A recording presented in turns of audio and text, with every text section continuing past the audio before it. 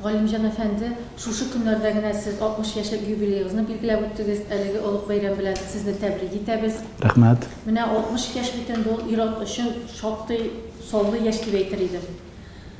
Үткәннәргә ничектер йомгак ясыйсың, нәтиҗә чыгарасың, киләчәккә планнар барлап куя торган чор кебек. Шулаймы бу? Нәкъ шулай, чөнки чынлап та ир кеше өчен 60 яшь ул гомер уртасы кебек кенә әле. Менә шушы нәкъ шушы көннәрдә чынлап та күңелдән бөтен узган гомер үтеп китте һәм яшь чакта ук куелган максатларны кабат барлап чыктым. Нинди максатлар куелган булган һәм нинди максатларга ирешелгән, нинди уңышлар бар һәм шундый нәтиҗәгә килдем мин. Табышлар, уңышлар, казанышлар күбрәк югалтуларга караганда. Бу бик бәхетле нәтиҗә дип саныйм мин моны. Чөнки югалтуларсыз гомумән тормыш булмый. Инде табышлар, уңышлар күбрәк булса, ул инде кешенең әлбәттә инде тормыш максатлары белән бәйле бәхете дигән сүз бу. Мин үземне бик бәхетле кеше дип саныйм, чөнки гомерем әдәбиятка багышланды. Бик яшьли үк шушы әдәбият юлын сайлаган идем. Бик яшьли үк максат куйган идем, әдәбиятчы булу, иҗат кешесе булу, әдип булу. Һәм менә шушы яшьлек максатыма, балачак максатыма ирешә алдым дип саныйм мин. Алдымда менә бөтәс күп китап ята, укучыларым күп. Һәм ниндидер әдәбиятта бер вакыйга тудыра алдым дип саныйм мин. Галимҗан Гыйльманов иҗаты дигән бер иҗат бар. Һәм менә шулардан соң уйланам, барыбер дә мин бәхетле кеше, чөнки максатым барыбер тормышка ашты минем. Мин беләм, сезнең иҗатыгызны студентлар да өйрәнә, диссертациялар язылганын беләм. Менә шулай да менә әдип буларак әйеме, сезне бүгенге көндә нәрсәләр борчый? Барбер нәрсәдә борчыйдыр бит инде бәхетле булсагыз да.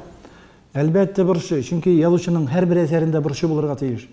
Әгәр дә ул күңел ачу өчен генә языла икән, яки ниндидер бер менә мин шундый талантлы дип кенә языла икән, әдәбият өчен генә языла икән, ул бер дә мәгънәсез булыр иде. Әлбәттә борчылам, мин дә борчылам. Минем хәтта артыграк та борчылам. Менә бу артык борчылу ул хәтта ул әдәбиятка зыян да ясый башлый. Артык проблемаларны иеп тә куярга ярамый укучы алдына. Укучы алдына аның тормышында булган проблемаларны хәл итү юлын күрсәтергә кирәк. Менә шушы образларың аша, синең фикерең аша, уй фикерең аша, төрле хыялларың аша һәм яңа максатлар куйдырып аның алдына, яңа маяклар тизеп. Менә минем максатым бүгенге бигрәк тә яшь буынны. Әлбәттә, язучы иң беренче яшь кешене күз уңында тота. Менә кемнәр килә безнең арттан? Балалар, яшьләр, яшүсмерләр. Әлбәттә, инде өлкәннәр өчен дә без күп язабыз. Ләкин менә иң элек әлбәттә яшь кеше өчен. Чөнки татарның киләчәге ул барыбер дә яшьләрдә, аның теле, сәнгате, язмышы, тарихы яңадан бер кабатлана бәйләнеп кайта. Менә шуңа күрә минем әсәрдә яшьләр күп әлбәттә. Менә аларның язмышлары ике генә төрле була ала иҗатның принцибы. Ул берсе гыйбрәт, берсе үрнәк. Менә язучы шуның икесен дә куллана инде. Гыйбрәт итеп яза, менә булай булмагыз ди, менә булай булыгыз ди. Үрнәк итеп яза, менә шушы юлда, шушы үрнәккә тормышыгызны кырыгыз ди. Менә шуңа күрә мин икесен дә кулланам. Гыйбрәт итеп кенә калдырмыйм. Гыйбрәтне йөргә була күп кешегә. Проблемалар күп. Гыйбрәт янына үрнәкне дә куям. Менә шуңа күрә ниндидер бер якты юл, бер тоннель артындагы яктылыкны һәр вакытта да күрсәтергә тырышам мин. Шак кына ул әлбәттә романтик рухта булырга мөмкин, хыяли рухта, хәтта бер магик рухта, миндә мифология бик күп бит инде. Ләкин барыбер дә менә шушы өмет дигән әйберне, киләчәккә булган ниндидер бер хыялый бер омтылышларны мин образларыма гел салам. Яшь кешедә өмет тәрбияләргә кирәк. Яшь буыннарның кочагында менә бу гыйбрәтле, кыен менә шушы язмышларының өметсезлектән килә, өметсезлектән килә, киләчәккә булган максатны куя белмәүдән килә. Менә мин шушыларны куярга тырышам һәм аларны максатлы итәргә булышам. Менә сезнең әсәрләрегезгә күз салганнан соң, анда теге мифлар, мәҗүсилек сизеләме? Менә шул рухтарак язасыз бит сез. Сезгә әйтмиләрме, сез дөрес эшләмисез, татарга хас түгел бу дип әйтүчеләр юкмы? Гаепләмиләрме, гаепләүләр ташламыйлармы? Хәзер инде юк. Кайчандыр мин татар мифлары белән, татар риваятләре белән ырымнары белән, ышанулары белән бик ныклап шөгыльләнә идем, бик актив шөгыльләндем. Минем китапларым чыкты, татар мифлары дигән томнар чыкты. Ләкин мин бу татар мифларын, менә бу татар рухи мирасын, мин аны ниндидер бер дини мирас дип санамыйм. Мин аны саныйм рухи мирас дип, күңел мирасы дип саныйм. Безнең халкыбызның үткәндәге күңел бойлыгы дип саныйм. Менә ондан килүче образларны, ondan килүче сүрәтләрне, вакыйга гыйбрәтләрне, романтик ниндидер бер вакыйгаларны мин аларны үзебезнең бойлык дип саныйм. Һәм шушы рухи күңел бойлыгын бүген кайтарып әдәбиятка органик рәвештә кертеп җибәрергә тырышам. Сез аларны менә ничек җыясыз, ничек туплыйсыз? Әбиләрегездән ишеттегезме? Әлбәттә, бу шулай ук миңа бик еш бирәләр бу сорауны. Менә бик яшьли килдем мин бу әйбергә. 30 яшьләрдә үк мин аны инде шул татар мифларын җыеп бастырып чыгара башладым. Мин туган яклары бит Башкортстан, Дала яклары. Анда юла бик көчле. Менә бу Агыйдел буйлары, Дүртөйле районы бит инде. Шәясәдә Бабиш туган авыл бит инде, Әсән авылы. Сабантуйлар, җыеннар бездә бөтенләй башкача уза. Аның чынлап магик һәм мифологик нигезе бик көчле бездә. Һәр хәлдә бөтен безнең җыеннар түрендә хәзрәтләребез утыра. Хәзер инде без менә бу дини, дугалы йолалар дип саныйбыз бу йолаларны. Бик матур гына органик рәвештә керешеп киттеләр менә шушы ике төрле әйбер. Борынгыдан килүче халык шанулары һәм халык мирасы һәм әлбәттә хак динебезнең төп постулатлары менә бу дугаларыбыз, төп менә аның шәригать кануннары, алар барысы да безнең урта кереп китте. Менә шушы яклардан мин дала яклары, юла яклары, анда һәрбер агачның, һәрбер үләннең үз тарихы бар безнең якларда. Үз риваяте бар. Менә мин шушында бик бай, рухи бай, образлы, фикерли торган яклардан бик табигать кешеләре. Мәсәлән, агачны кисәргә ярамый, агачны сындырырга ярамый, ул җанлы, ул рәнҗи дигән әйберне мин кечкенәдән белеп үстем. Суга тимер тыгып рәнҗитәргә ярамый, сунып нәҗисләргә ярамый. Менә шушы әйберләрне, ул җанлы, ул сиңа кире кайтарырга мөмкин үзенең кара сихерен. Халык педагогикасы инде ул безнең нигездә хәзер шул рәвештә калды. Без элеккечә ашанмыйбыз. Без аны шушы педагогик бер рамкаларда карыйбыз да. Бала тәрбияләгәндә, яки анда яшьләрне тормышка җибәргәндә, гаилә төзегәндә без барыбер элеккеге үзебезнең кагыйдәләребезне сакларга тырышабыз. Менә шуннан килгән элеккеге минем мирасым, әби-бабалардан килгән. Монда килгәч мин Нәкыя Гайсәмбәт белән бик нык аралаштым инде вакытында. Һәм ул әйтә иде, Галимҗан мифларны чыгар. Мин өлгерми калдым татар мифларын чыгарырга. Бүтән фольклор жанрларын чыгардым. Бераз ирек бирмәделәр диде миңа ул. Чынлап та ул вакытта кара храфат дип караладыр ул. Кара храфат дип. Һәм менә аның да үзенә күрә бер васияти сүзе булгандыр. Мин шундук җыя башладым, картотека булдырдым. Һәм 80нче елларда бик актив эшләп 5 том эшләдем татар мифларының. Аның икесе инде дөнья күреп калды һәм халык бик разый булды. Чөнки халыкка менә шушы элеккеге үзебезнең күңел гыйбрәтләре, күңел ниләре, тәгълиматлары кирәк иде. Электән килгән. Һәм бик аны матур гына әйттереп, бүгенге динебезгә зыян китермәслек итеп кенә халыкка да аны җиткерергә кирәк иде. Мин бу эшне эшләдем дип уйлыйм. Мин бер кемнең дә күңелен рәнҗетмәдем. Менә китап чыкты дидегез, калган томнары кайчан? Калган томнарын инде менә лаеклы ялга чыккач бәлки, алар бөтенсе дә минем өстәлдә. Мин аларны барыбер дә бастырып чыгарачакмын. Мин аларны бит теге фәнни рәвештә күп сноскалар белән, күп аппарат белән эшләмим. Мин хикәялим. Шуңа күрә китапларда ул мифлар, ул риваятләр Галимҗан Гыйльманов хикәяләвендә дип куелган. Хикәяләвендә, ул халыкныкы ул. Мин ул текстларга үземнең авторлыкны такмыйм. Шуңа күрә артына инде чыганакларны куям. Шулай итеп мин татар мифларын, татар риваятләрен, татар ышануларын, юрауларын, фалларын барсын да шунда укучыга тәкъдим итәм. Минемчә ул бик кирәк халыкка. Чөнки һәрбер эшне эшләгәндә күңелдә әби-бабай сүзе торса, бик начар әйбер түгел инде бу. Менә сез бит инде безнең Татарстан Язучылар берлегендә дәйме әгъза булып торасыз. Әлбәттә. Менә ничек уйлыйсыз, бездә татарда, татар әдәбиятында бүгенге көндә тема кытлыгы юкмы? Менә фантастик әсәрләр язмыйсыз дип сезне тәнкыйтьләмиләрме, ничек? Монда теге сезнең бакчага гына таш ату түгел, гомумән әйтәмен. Фантастик әсәрләрне мин үзем язмыйм. Шуннан башлап китәм. Фантастика мине бик кызыксындырмый. Мине кызыксындыра хыялый әдәбият. Хыялый реализм дип әйтик. Ул тормыш әсәре, реалистик әсәр була, ләкин ул хыялый була. Шуңа күрә минем менә Албастылар дигән романым бар. Аңа Казан атларында бастырып чыгарганда шундый жанр исеме бирделәр. Мәрхүм менә Филис Латифиның биргән жанр исеме ул хыялый кыйсса. Шулай ук фантастика дип уйларга мөмкин моны. Юк, Албастылар реалистик әсәр. Ләкин ул реализм белән хыялый әдәбиятның шигендә бара. Сир, тормыш сире белән, яшәү сире белән икенче дөнья сире арасында нинди пәрдә тора, менә шул пәрдәне чак кына күтәреп карарга мөмкин мин. Пәрдәгә кагылып китергә мөмкин, ләкин мин тегә качыкмыйм. Мине фантастика кызыксындырмый, мин уйлап чыгармыйм. Ләкин бүгенге кешенең геройның хәләтен шушы чиккә барганда, магия чигендә барганда, нинди тойгы кичерә ул? Нинди аның тәртибе нинди, аның язмышы ничек килеп чыга? Шулар мине кызыксындыра. Фантастикага чынлап та тема кытлыгы бар.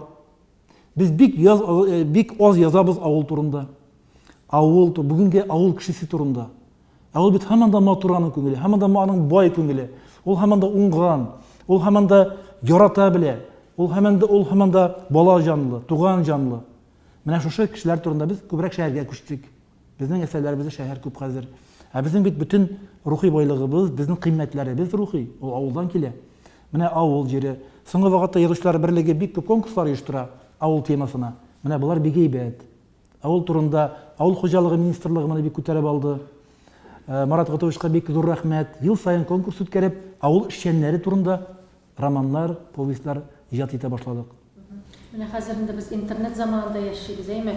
Без кайбер язучыларыбыз безнең яшьләр дә күбрәк шагыланды, шигырьләрен, хикәяләрен интернетка урнаштыра баралар. Менә моңа сез ничек карыйсыз? Сез үзегез интернет белән дусмы гомумән? Интернет белән дус. Хәзер бөтен кешедә дус. Хәтта тормышта дуслары булмаса да кешеләрнең интернетта дуслары күбрәк заманда яшибез. Бу бер дә мактанышлы бер түгел, кешенең күздә-күз карап сөйләшә торган дусты булырга тиеш. Реаль дусты да булырга тиеш. Виртуаль дус кына түгел. Безнең күбрәк виртуаль дустар хәзер. Әлбәттә, ансыз да кирәк. Хәзер интернет әдәбияты дигән әдәбият оешып килә бит инде. Бу бер дә начар бер түгел үзенә күрә. Чөнки укучы тота да, үзенең мониторын ача да, тәсә кайсы әсәрне алып укый башлый. Кибеткә барасы да юк, китапханәгә барасы да юк. Ләкин берәйбер бар. Бүгенге бу яңа буын укучысы бер бик матур тойгыны белми.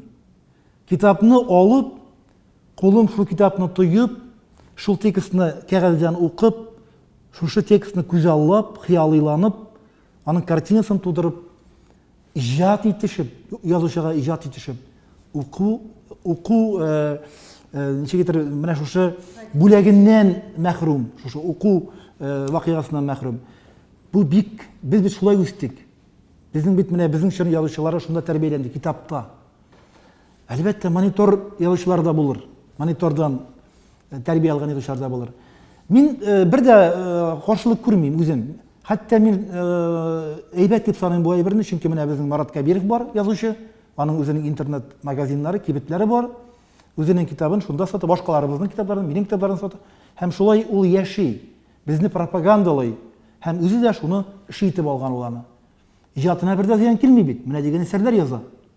Шуның кебек һәр язучы үзенең интернет каналын булдыра ала, интернет сайтын булдыра ала, ресурсын булдыра ала.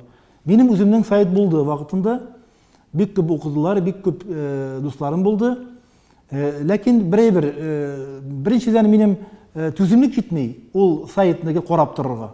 Даими рәвештә карап торырга, үзең оператор да булырга кирәк, яки берәрсен юлларга кирәк. Икенчедән мин бик ул чаклы мохтаҗ да түгел дип санадым, чөнки минем китапларны да булай да укыйлар. Менә китап кибетләрендә минем китапларым ул чаклы егылып ятмый. Шуңа күрә минем укучыларым җитәрлек. Мин үземне укый торган язучы, укыла торган язучы дип саныйм. Һәм бик күп очрашуларга йөрим. Минем ул чаклы интернет мохтаҗлыгы юк. Һәр хәлдә ул кирәк. Менә электрон китапханәләрдә мин бар. Татарстан китап нәшрияты сайтларында мин бүтін жерде китапларым бар былайда. Миңа ул яклап та сайтның мохтаҗлыгы, кирәклеге ул чаклы бик шомалы гына. Ләкин киләчәктә барыбер дә мин уйлыйм, һәр кешенең, һәр язучының барыбер дә интернет ресурсы булырга тиеш. Мин ул турыда уйлыйм һәм күрәсең берәр формат уйлап чыгарырмын дип уйлыйм. Чөнки барыбер дә китапларның даирәсе шикле ул. Һәр кеше китап кибетенә кирип тә чыга алмый, һәр кеше китапханәгә барып та укый алмый. Минем экранда да үз дусларым булырга тиеш, мониторда да үз дусларым булырга тиеш. Шуңа күрә каршылыклырак уй, бераз кешенең фантазиясын, кешенең кайбер тәмле хыялый моментларын урласа да интернет китапка лайык. Барыбер дә мин аны кирәк дип саныйм. Менә шундыйрак каршылыклырак фикерләрем. Әлегә бу махсус ешкан фикрем юк. Кирәкми. Бәлки мин дөрес юлдадыр. Чөнки икесе дә кирәк алар. Менә без беләбез бит инде сез балалар өчен дә иҗат итәсез, әйме? Мин шәхсән үзем менә 10-12 яшьлек бала әнисе буларак әйтәсем килә, менә язучыларга мөрәҗәгать итәсем килә. Каһарманнар турында, менә безнең геройларыбыз турында шул яшьтәге балаларга укырга, анда каһарман рухта язылган әйберләребез юк кебек. Әллә мин ялгышаммы? Менә җавап бирегез әле шуңа. Бик матур тема күтәрдегез. Чынлап та безнең каһарманнар турында китапларыбыз бар, ләкин алар күбрәк өлкәннәр өчен. Бар. Классикада да бик күп ул. Безнең һәрбер язучының үзенең бер каһарман романы бар, каһарманлык романы бар. Мин инде әйтмим теге Атилла Расихлардан, Әбсәләмовлардан әйтә тормыйм. Алар барсы да бар, укырга була. Ләкин балалар өчен. Мәсәлән, мин хәтерлим, мин үскәндә Ибраһим Нуруллинның Тукай турында хикәяләре чыккан иде. Тукай турында роман укырга була. Тукай турында хикәяләр укырга була. Бала әлбәттә хикәяләр укый инде. Мәсәлән, Җәлил турында хикәяләр, яки анда шул Тукай турында хикәяләр, кичкенә генә хикәяләр, бала аңларлык һәм бала үзенең язмышына күңеленә алырлык итеп. Ягъни балаларча кабул ителә торган хикәячекләр. Мин үзем мәсәлән Шәйхзадә Бабич турында, ул минем авылдашым да бит инде. Мин ул турында роман да яздым, аның турында хикәяләр яздым. Менә аларның каберләре басылып чыкты. Шәйхзадә Бабичның бала чагы турында, үсмер чагы турында хикәячекләр. Менә Казан утларында икенче санда шулай ук Илаһи көн, аның икенче исеме инде Бабич хатирәсе, ул менә басылып чыгачак. Балаларга мин шулай ук шу фикергә килдем. Балаларга үз стилендә, балаларның үз кабул итү рәвешендә шәхесләре өчен патриотик рухтагы, тәрбияви рухтагы һәм менә үрнәк рухтагы татарның менә шундый шәхесләренә тиңләшерлек балалар үстерергә өндәүче әсәрләр булырга тиеш. Бик ялыктырмый торган, шул вакытта кичкенә генә хикәядә дә язмышын бирә алырдай хикәяләр. Әлбәттә бик күп талант сорый һәм бик күп белем дә сорый. Чөнки шәхесләрне Андый әсәрләр язырлык безнең язучыларыбыз бардыр бит. Бар, язучылар да бар. Әлбәттә. Мин инде монда хәзер исемләп тә утасым килми. Һәрбер язучы да яза аны. Кемдә талантлырак яза, кемдер аны үзенчәрәк яза, үз индивидуаль стиле бар. Ләкин менә шушы фикергә кайтып кына киләбез әле без. Без гел шулай бит. Калын китаплар чыгарга яратабыз, кичкенә китапларны балалар өчен бик чыгарга ашыкмыйбыз. Менә минем күрәсез, балалар китаплары күбрәк. Соңгы вакытта мин балаларга кайттым, үзем мәсәлән. Менә әкиятләр чыгардым, Илкәй Батыр. Үзебезнең мифологик мирастан алып, үзебезнең каһарманнарыбыз турында бу уйлап чыгарылган әкиятләр, ләкин аларның геройлары бөтенесе халыктан. Анда шул ук шүрәлеләр белән көрәшүче батырларда, анда алып батырларда, турай батырларда үзләренчә минем иҗатта баралар, минем сюжетта баралар. Монда 70-кә якын әкият бар анда. Менә шуңа күрә бу әкият жанрында балаларга ниндидер патриотик тәрбия бирергә тырышу. Безнең бурынгы каһарманнарыбыз, мифик яки әкияти каһарманнарыбыз, алар да үрнәк бит. Аларның да үз кыенлыкларын җиңеп чыгуы без беләсебез килә һәм гыйбрәт аласыбыз килә. Менә шуңа күрә мин әкият жанрында да язам. Менә хикәяләремдә, шигырьләремдә балалар өчен бик мөһим дип саныйм, чөнки үземнең балалар шагыйрь дип саныйм. Балалар язучысы дип тә саныйм. Һәм минем менә Алиш премиясе дигән премия булуым да шуңа этәрә һәм дәлил генә түгел, шуңа өнди мин тиеш моны эшләргә. Чөнки Алиш карап тора, Алишның премиясе карап тора көн саен минем диварымнан. Шуңа күрә ул гына да түгел, мин гомумән балалар, бала җанлы дип саныйм үземне. Ышанығым бар, 2 кыз үстердем, менә сез әйтә 12 яшьлек балам бар. 12 яшьтә нәкъ менә алар ачыла башлыйлар. Аларга шәхес кирәк, үрнәк кирәк. Аларга китап кирәк. Мониторга киреп китеп, төрле интернет шаукымнарына да киреп китә алалар, шаукымнарына. Ул сихер шулай ук. Интернетның сихере бар. Китап сихере әйбәтрәк. Китап шаукымы әйбәтрәк. Чөнки ул кешене хыялыйландыра, максатлы итә һәм ниндидер бер якты омтылышлар бирә. Китапта бит ул китапны сөйләп алып та була. Интернетка бер кирсәң, ул сиңа мәҗбүри алып бара башлый сине. Ә китапны син ошамый икән куеп торасың, икенчесен аласың, өченчесен аласың. Мин мәсәлән китап яклы бүгендә. Мин китап шөрек кешесе буларак не әйтмим моны. Китапханәчеләр әйтә, бүген китапханәгә китап укучылар күбрәк килә башлады ди. Менә статистиканы карасагыз, китапханәләр буенча укучылар күбәя. Димәк, яңа буында китап тойгысы уяна башлады. Яшьләр килә диләр. Мониторда бар китапханәләрдә. Монитор тора, интернет тора, китап сорап алып, шунда укып утыралар диләр. Мин бик сөйнәм моңа, чөнки димәк китап ул югалып бетмәгән, һәм китап әле кайтачак. Бер иманы, бер безгә гадәт булып. Менә шундый уйлар